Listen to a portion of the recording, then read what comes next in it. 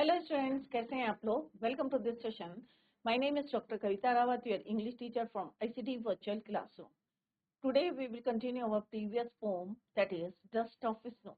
बच्चों, एक लेक्चर हमारा हो चुका है इसका, dust of snow, written by Robert Frost. Dust of snow जैसे हमने यहाँ पे पढ़ा था बच्चों कि जॉय फॉर, किसका जो है डस्ट किसके लिए यहाँ पे रिप्रेजेंट कर रहे हैं? जॉय के लिए। डस्ट ऑफ स्नो, ये नहीं है कि जो डस्ट का मीन क्या होता है बच्चों?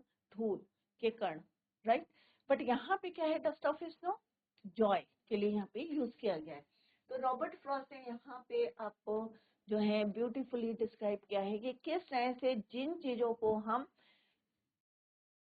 अच्छा नहीं मानते हैं या जो है बैड मानते हैं, गलत मानते हैं, और किस तरह से वो जो है किसके होते हैं? सिंबल डेथ के होते हैं, सौरों के होते हैं। बट किस तरह से suddenly they change the mood off poet, और पोएट का मूड कैसा था? सैड था। और कैसे वो चेंज हो जाता है हैप्पीनेस में, या जो उसका डे हो रहा था पूरा वेस्ट हो रहा था, सडनली वो चेंज हो जाता है उसका मूड। तो देखते हैं यहाँ पे दो जो है सिंबल जिनको हम मानते हैं, डेथ का सिंबल मानते हैं, सौरों का सिंबल मानते हैं। एक क्रो है और दूसरा कौन है बच्चों? Hemlock tree. हेमलॉक ट्री कौन सा होता है? पॉइजनस ट्री, और symbol of sad, sorrow, grief.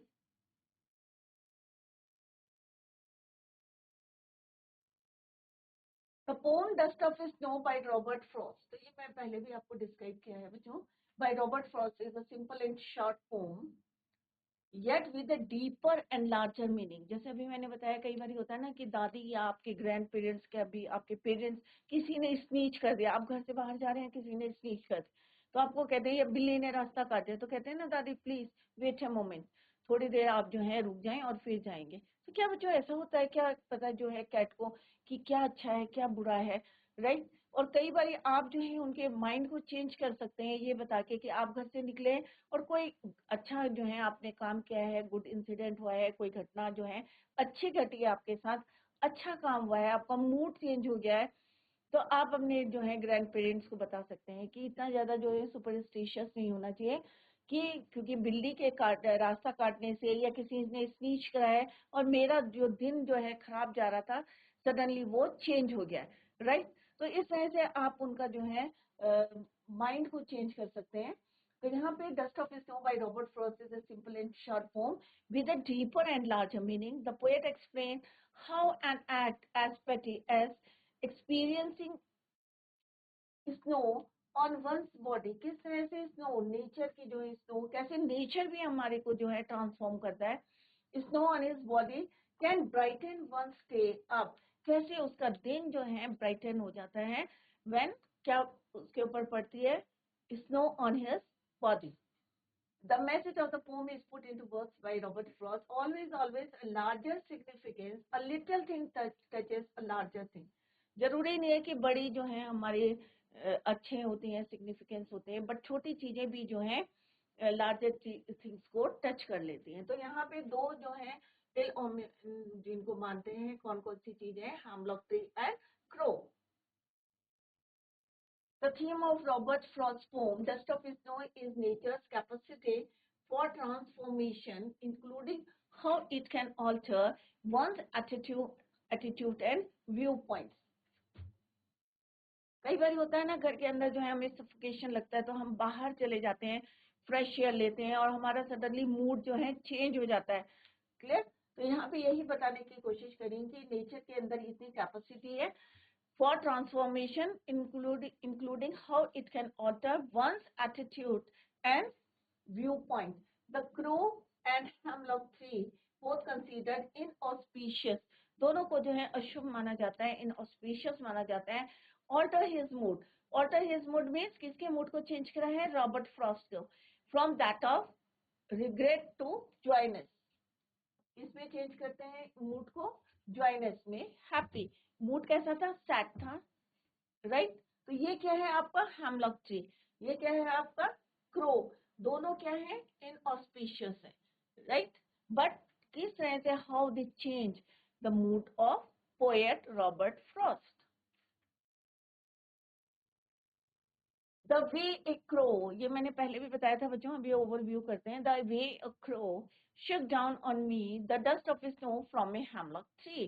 तो किस तरह से यहाँ पे पोएट ने बताया है, रॉबर्ट फ्रॉस्ट ने बताया है कि वे मीन्स रास्ते में, the way a crow shook down on me, किस तरह से वो जो है यहाँ पे एग्जैक्टली नहीं बताया है बच्चों कि क्या वो वहाँ पे जो है लैंड किया है उन्होंने, या उन्होंने अपनी बॉडी को शुक करा है क्रो ने, या जो है शिवरिंग करी है उसने, ट्रैम्बल करा है, शिवरिंग करी है.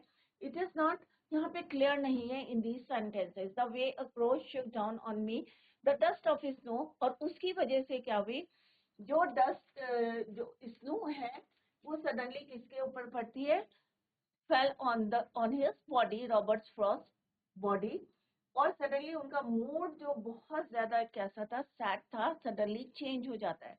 राइट. तो यहाँ पे ये भी नहीं बताया है कि रीजन नहीं बताया है, स्पेसिफाई नहीं किया है कि शुक down on me the dust of, किस वजह से जो है डस्ट ऑफ स्नो उनके ऊपर गिरती है, the reason is not clear here. और उसकी वजह से, और फ्रॉम ए हेमलॉक ट्री, दोनों ही क्या है यहाँ पे, इन ऑस्पिशियस, अशुभ मानते हैं. राइट. ये हेमलॉक ट्री है और ये कौन है बच्चों, क्रो है. और किस तरह से उसने अपने में भी लैंड करी है, में भी जो है शुभ करी है अपनी बॉडी को, और डस्ट ऑफ स्नो किसके ऊपर गिरी है, फॉल ऑन हिज बॉडी. तो शुभ means shake, second form of the verb. Hemlock, a poisonous tree with small white flowers. Let's see. The poem is set in a scene where the poet is in the bad mood. Mood उसका अच्छा नहीं था, bad mood था, and is walking by a hemlock tree. उसके पास से जा रहे थे. Hemlock tree is a poisonous tree, जैसा भी मैंने बताया, दोनों को inauspicious माना जाता है. As he passes by, a crow happens to throw some snow of dust on him, on his body. Whether it falls on his head or shoulders is unknown.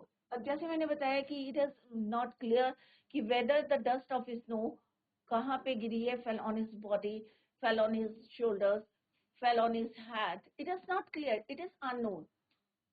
As there is no specific mention of specific reason in the poem, also the readers are left in doubt about the bird's specific action, कि birds का भी specific action कौन सा है, क्या वो land कर रहे हैं, लैंड ऑन द ब्रांचेस, या उसने जो है अपनी बॉडी को, whether the crow was landing shivering with cold, या ठंड से जो है शिवर कर रहा था अपनी बॉडी को.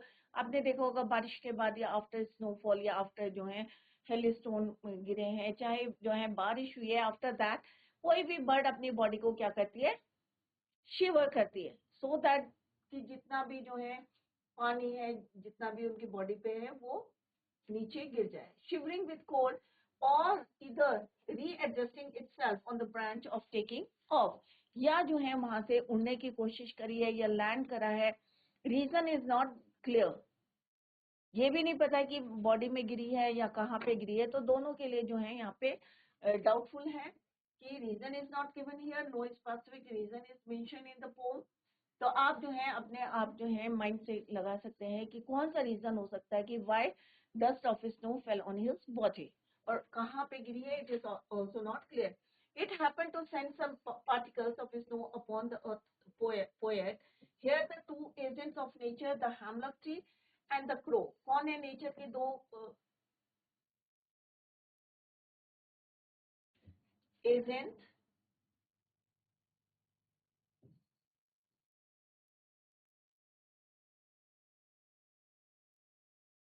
एक है बच्चों हेमलॉक ट्री, और second is your crow. Hemlock tree और दूसरा कौन है, क्रो. दोनों के किस क्या मानते हैं हम, इन ऑस्पिशियस, अशुभ, सिग्निफायर्स ऑफ सैडनेस. और दोनों किसके सिंबल हैं बच्चों, सैडनेस के हैं, ग्लूम के हैं. signifiers of sadness, gloom, just like poet's mood was in the opening scene. जैसे पहले बताया कि उनका बैड मूड था, किस तरह से सडनली चेंज होता है in the next paragraph, it is जो है आपको क्लियर होगा. और इन दोनों को क्या मानते हैं, inauspicious, sadness, signify, symbols of sadness, gloom, grief, clear? तो यहाँ पे हेमलॉक ट्री पॉइजनस ट्री है और क्रो को भी हम इनऑस्पिशियस मान। तो यहाँ पे ये हमने पहले भी डिटेल में पढ़ा था बच्चों। In the next stranger has given my heart a change of mood and since some part of a day I had rude. तो यहाँ पे पोएट ने बताया कि किस तरह से मेरा पूरा जो है मूड कैसा था, बैड मूड था, और किस तरह से कुछ पार्ट जो है मेरा बच गया है डे का, किसकी वजह से बचा है, क्रो की वजह से और हेमलॉक ट्री की वजह से। अगर हेमलॉक ट्री पे स्नोड की डस्ट नहीं होती, क्रो वहां पे आके लैंड नहीं करता या अपने बॉडी को जो है शिवरिंग नहीं करता, मे बी मेरा मूड जो है चेंज नहीं होता। तो यहाँ पे उन्होंने यही बताने की कोशिश करी है, has given my heart change of mood save some part. जो मेरा दिन खराब जा रहा था सडनली वो चेंज होता है, किसकी वजह से, crow and hemlock tree, for reasons unknown. Reasons यहाँ पे क्लियर नहीं करे हैं रॉबर्ट फ्रॉस्ट ने।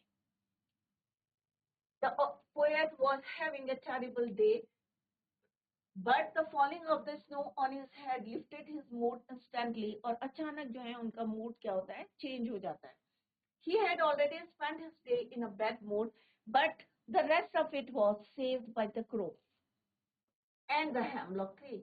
But पूरे दिन का कुछ पार्ट जो खराब जा रहा था सडनली किसकी वजह से सेव्ड होता है, it was saved by the crow and the hemlock tree.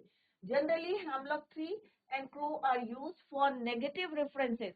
हम किसके लिए यूज करते हैं, for negative references. But here क्या वो negative references के लिए यूज हुए, no.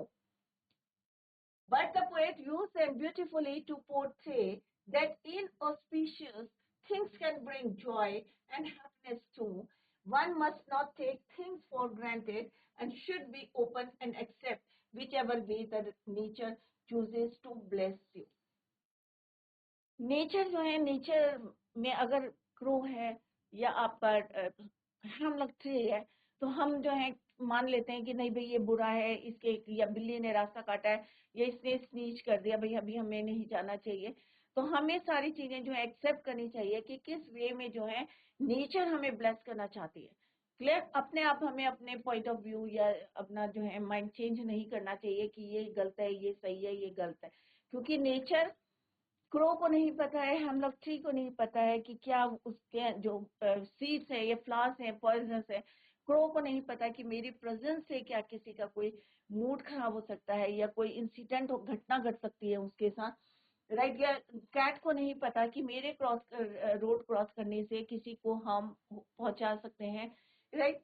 तो यहाँ पे यही बताने की कोशिश करी है, चाहे वो क्रो है चाहे वो हेमलॉक ट्री है। Hemlock tree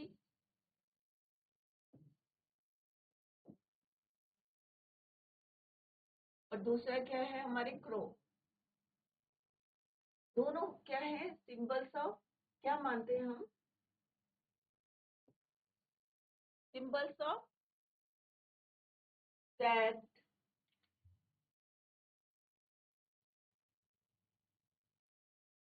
negative references.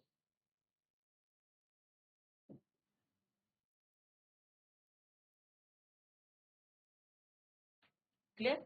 But यहाँ पे क्या बताया गया है कि इन्हीं की वजह से जिनको हम क्या मानते हैं, inauspicious,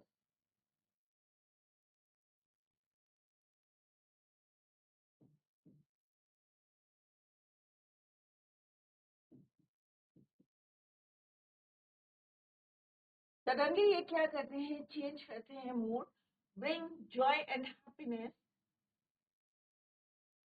bring joy and happiness too. One must not take things for granted and should be open mind. हमें जो है open and accept whichever be the nature chooses to bless us. तो द हेमलॉक ट्री और crow को हम symbol मानते हैं sadness का, सॉरो का, डेथ का। बट क्या ये ट्रू है? तो यहाँ पे ये बताना चाहते हैं कि इट इज नॉट ट्रू, और किस तरह से पोएट का जो मूड था, how they save some part of his day. Here is the summary of this poem, और उसके बाद हम आपको बताएंगे कि यहाँ पे किस तरह से कौन कौन से poetic devices are used in this poem. The short poem by Robert Frost throws light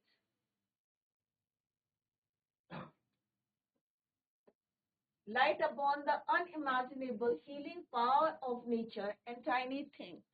अब पूरी पोम क्या है बच्चों? इमेजिनेशन है. आप इमेजिन करके अगर पढ़े, भाई एक क्रो था, एक हेमलॉक ट्री था, और हेमलॉक ट्री हमें पता है, अभी हमने वर्ड मीनिंग में पढ़ा था कि पॉइजनस ट्री होता है, और क्रो को हम क्या मानते हैं? इन ऑस्पिशियस थिंग मानते. क्लियर? और आप इमेजिन कर सकते हैं किस तरह से वो लैंड करा है. मे बी वो पहले से बैठा था, उसने अपनी बॉडी को शिवर किया है, और उसकी वजह से जो डस्ट ऑफ स्नो है, it fail on his body. May be कोई रीजन हो सकता है, it is not specify in this pome. Is it clear? तो यहाँ पे रॉबर्ट फ्रॉस्ट, आप इमेजिन करें कि पेड़ में एक जो है क्रो आके बैठा, किस तरह से पोएट जो है वहां से जा रहे थे बाय द ट्री, और किस तरह से suddenly dust of snow fell on his body.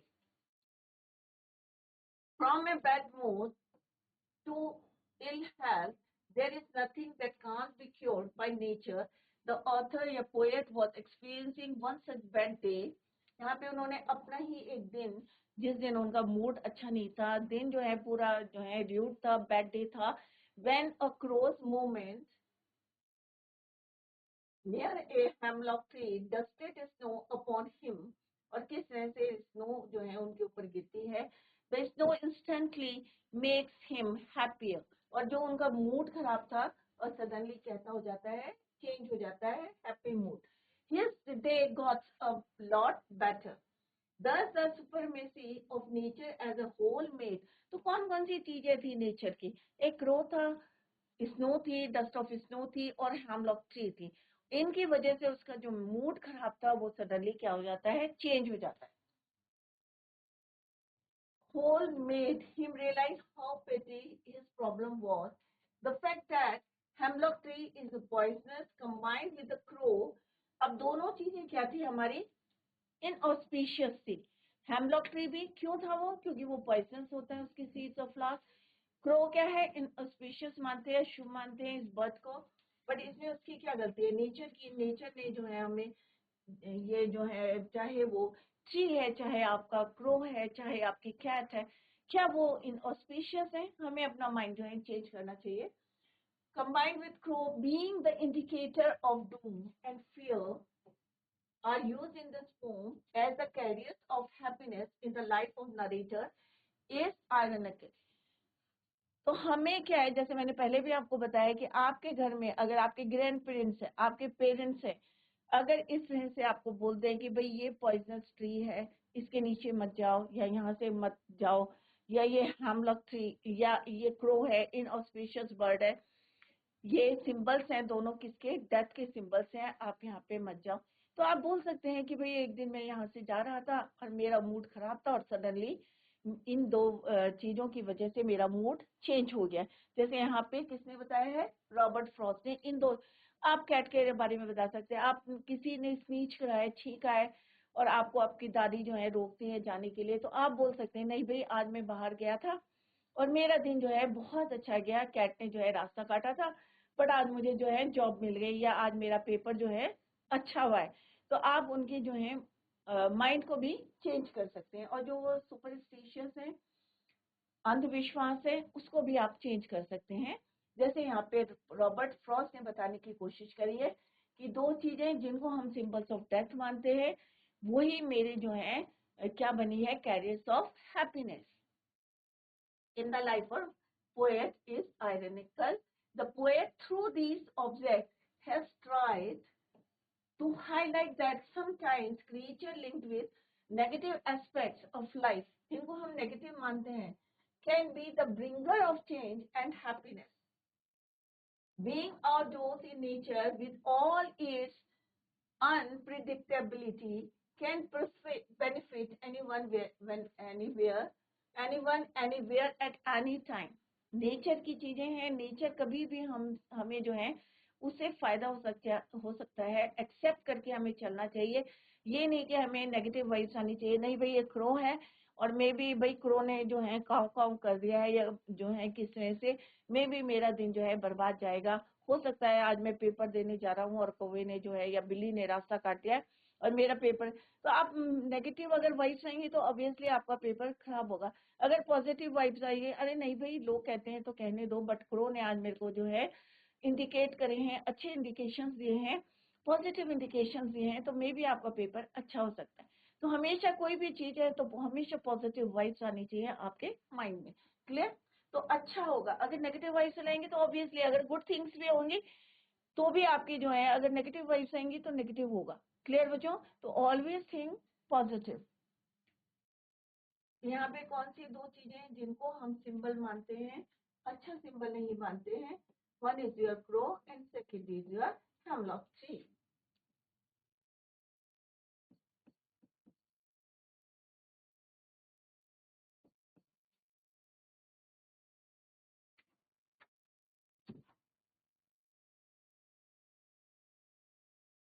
Symbols of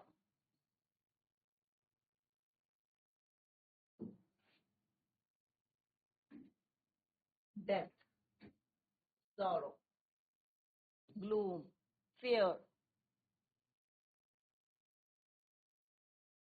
sad, gloom, right? Fear, डर।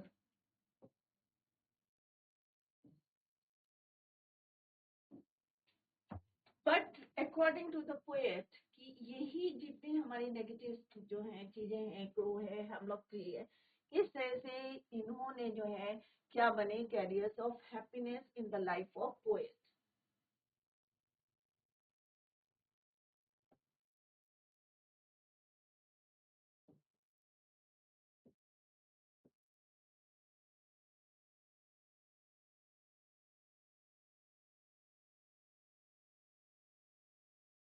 In the life of poet and, और क्या करा, saved his day and change it into happiness.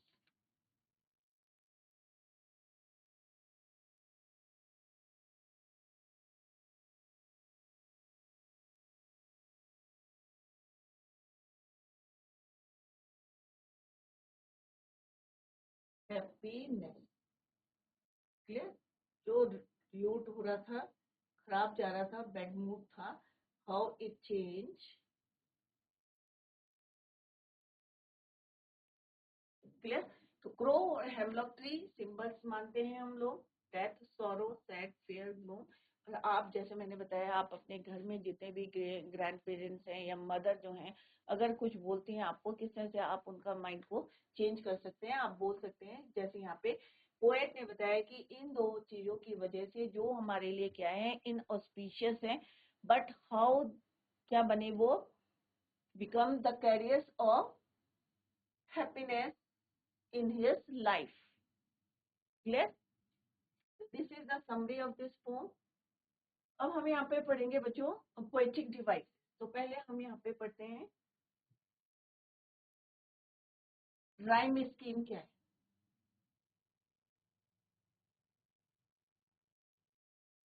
तो rhyme scheme कैसे चेक करते हैं बच्चों? First of all आपको क्या करना है कि ईच लाइन का लास्ट वर्ड आपको अंडरलाइन करें। क्रो, मी, स्नो, ट्री। ईच लाइन के हमने जो है लास्ट वर्ड को हमने क्या करा, अंडरलाइन करा। अब आपको देखना है कि इसका साउंड क्या आ रहा है। क्रो, मी, क्या क्रो और मी सेम साउंड कर रहे हैं बच्चों? ऑब्वियसली नहीं कर रहे। तो पुट ए, इसको हम क्या सिंबल देंगे, ए को देंगे हम बी। अब क्रो के साथ कौन राइम कर रहे हैं बच्चों? Crow, snow. कौन सा कर रहे हैं? क्रो और स्नो। तो क्रो और स्नो सेम साउंड कर रहे हैं, तो इसको भी हम क्या बोलेंगे, ए। मी, ट्री, तो यहाँ पे क्या साउंड आ रहा है, मी, ट्री, सेम आ रहे हैं, तो इसको हम बोलेंगे ए। तो इन द फर्स्ट स्टैंजा आपका राइम स्कीम क्या है बच्चों? A B, A B. Second में देखते हैं बच्चों, सेम आपको करना है, लास्ट वर्ड को अंडरलाइन करें। Heart, mood, part, rued. तो कौन सा वर्ड किससे जो है राइम कर रहा है? हार्ट, पार्ट, ए ए, मोट, रूट, बी बी। तो यहाँ पे भी आपका क्या है, A B, A B. Rhyme scheme क्या है बच्चों? दोनों स्टेंजा के अलग अलग पूछेंगे बच्चों। अगर 4 लाइन दिए हैं आपको एग्जाम में और पूछा जाता है कि राइम स्कीम लिखें तो ए बी होगा। अगर कंटिन्यूएशन में हम देखेंगे तो क्या आपका हाथ जो है किसी से राइम कर रहा है बच्चों? क्रो, मी, स्नो, ट्री ऑब्वियसली नहीं कर रहा है, तो इसको हम सिंबल देंगे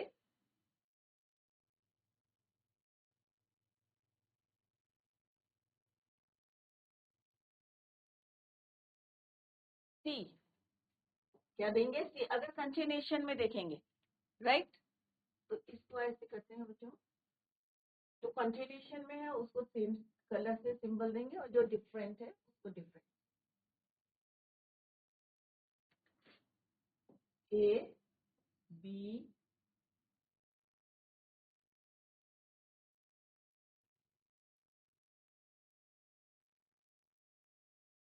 ए बी, राइट, ए बी और ए बी।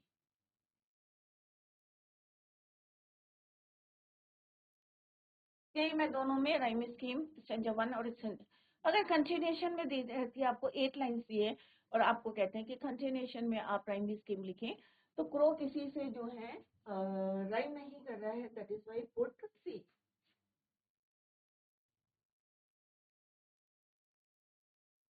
नेक्स्ट स्टेंजा में तो हार्ट किसी से नहीं कर रहा है, तो ये क्या हो जाएगा बच्चों आपका? सी। क्लियर? हार्ट से कौन सा कर रहा है बच्चों? पार्ट। इसको क्या लिखेंगे हम? सी।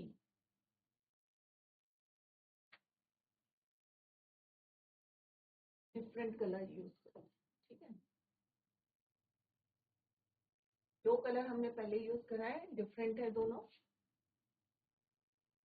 तो यहाँ पे क्या है? A B A B A B A. Clear? तो A B A B A B ए।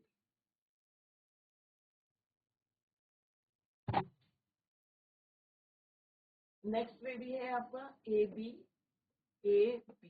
तो राइम स्कीम क्या है आपका? ए बी और ए बी। अगर हम कंटिन्यूएशन में देखते हैं बच्चों, तो हार्ट किसी से राइम कर रहा है बच्चों? नहीं कर रहा है, तो हम क्या करेंगे? इसको सी देंगे नंबर, सी अल्फाबेट लिखेंगे। और हार्ट किससे राइम कर रहा है? पार्ट से, तो it is also your C. Mode, root, तो ये क्या होगा? डी और डी, क्योंकि ये भी किसी से राइम नहीं कर रहे। तो पूरी हमारी एज अ होल अगर हम पोम को देखेंगे तो हमारी राइम स्कीम क्या है बच्चों?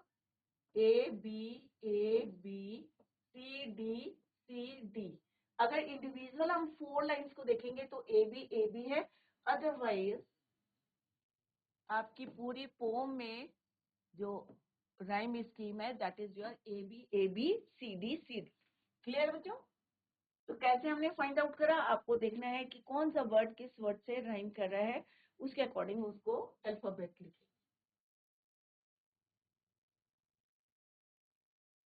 नेक्स्ट है राइम स्कीम, देखते हैं बच्चों। तो यहाँ पे देखो हमारी भी यही निकली है rhyme scheme, A B C D C D.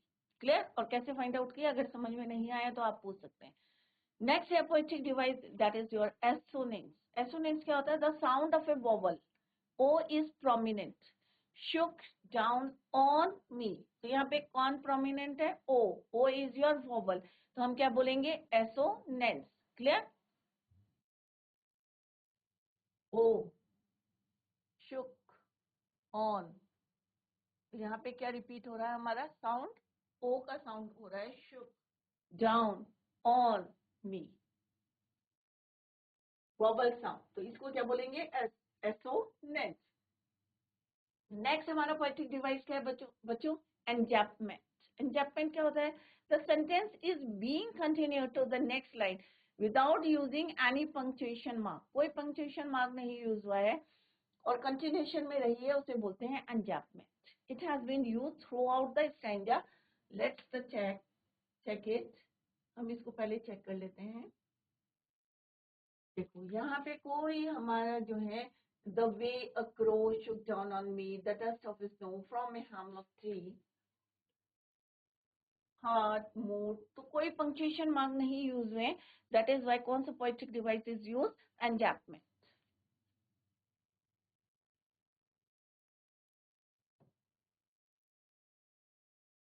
तो इसी को बच्चों नेक्स्ट लेक्चर में हम क्लियर करेंगे। आई होप सारे बच्चों की समझ में आ गया होगा। रिवाइज करें क्योंकि अभी आपका बोर्ड क्लास है बच्चों, तो धीरे धीरे जो है जो भी यहाँ पे पढ़ाया जा रहा है उसको रिवाइज करें, और कहीं पे प्रॉब्लम है तो अभी जो है आप क्लियर कर सकते हैं क्योंकि फिर टाइम नहीं होता है बच्चों। तो revise the poem at home. That's all for today. Thank you so much. Bye, take care, have a nice